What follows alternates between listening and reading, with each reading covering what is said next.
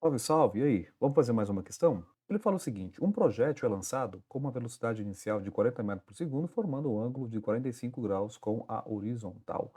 Desprezando a resistência do ar e considerando g igual a 10 metros por segundo ao quadrado, indique se as afirmações abaixo sobre o lançamento oblíquo são verdadeiras ou falsas.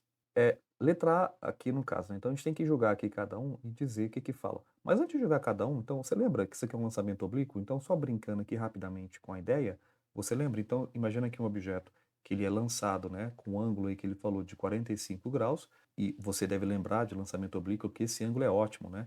O ângulo de 45 graus é o melhor ângulo que tem para ter alcance máximo, né?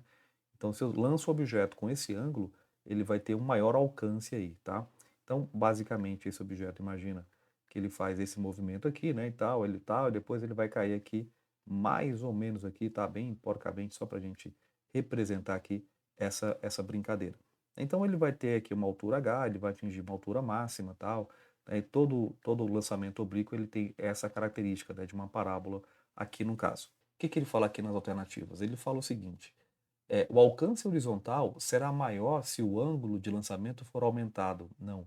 O alcance ele já é máximo quando o ângulo é de 45 graus, né? Então, esse já é o ângulo máximo. Então, você quer lançar, quer atingir o objeto o maior alcance possível na direção X, é o ângulo correto para você lançar. Então, essa daqui no caso está errada, vamos colocar aqui F de falso. Aqui, o que que ele fala aqui no próximo? A altura máxima atingida é igual a metade do alcance horizontal. Não, não tem essa relação não, tá? Embora você deve lembrar que o movimento na direção vertical ele é move, né? Porque o objeto vai estar sujeito à ação da gravidade. E na direção X ele vai ser movimento constante, né? No caso, movimento uniforme, né? Aqui na direção X, tá?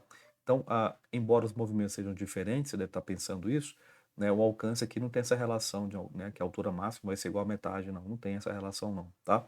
Pode coincidir, mas não é sempre que isso vai acontecer. Se não é sempre, então eu não posso colocar como regra. Aqui quem fala aqui o outro.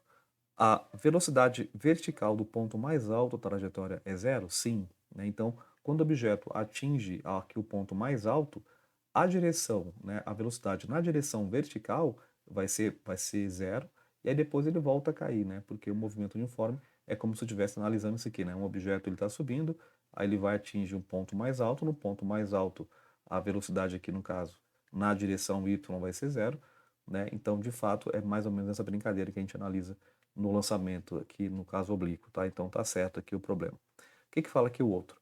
O tempo total de voo será menor se a velocidade for aumentada, pelo contrário, né? Se aumenta que a velocidade inicial, se esse negócio aqui aumenta, o tempo de queda ele vai aumentar também, não vai diminuir, tá? Então tá na cara que isso aqui tá errado, né? Então não pode ser também isso aqui não. Aqui o último ele fala: a aceleração no eixo horizontal é sempre zero durante o movimento. Aqui, o aluno ele pode ter uma dupla interpretação para essa questão, né?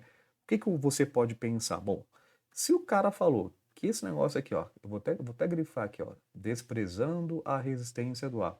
Se eu estou desprezando a resistência do ar, essa afirmação está correta, não está muito errado não, tá? Porque, de fato, se não tem resistência do ar, você não vai ter aceleração na direção horizontal, né? Mas aí é que tá, nem sempre a resistência do ar vale zero. E se, lembra daquela que eu acabei de falar, se nem sempre não é regra, quer dizer, se tem uma exceção, então a gente não pode afirmar que sempre, essa palavra sempre em física é muito forte, né? É uma palavra muito forte, então toma cuidado com essas palavras muito fortes em física, né? A aceleração no eixo horizontal é sempre zero durante o movimento. Depende. Aqui no caso, se ele falasse, não, nesse caso, tal, beleza, sem resistência do ar, eu concordo. Aqui a aceleração não vai ter na direção horizontal. Mas se tiver resistência do ar, não vai ser zero, vai ser diferente de zero, porque vai ter uma aceleração na direção x. Então, cuidado com essas afirmações aqui, tá? Então, essa palavra sempre é que matou aqui o problema, tá? Qual que a gente fica, né? A gente vai ficar com a alternativa.